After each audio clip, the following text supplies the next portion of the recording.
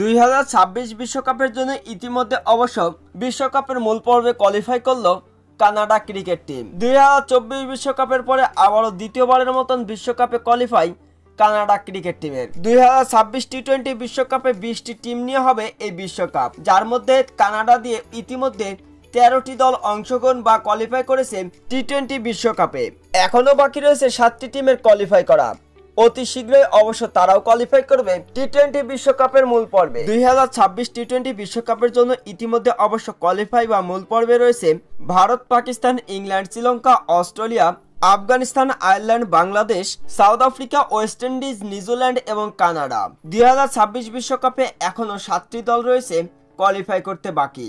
20 দলীয় টি-20 বিশ্বকাপের মধ্যে ইতিমধ্যে অবশ্য 13টি দল কোয়ালিফাই বা মূল পর্বে জায়গা করে নিয়েছে। তবে এখনো 7টি দল বাকি রয়েছে, যে 7টি দল অতি শীঘ্রই অবশ্য কোয়ালিফাই করে নেবে।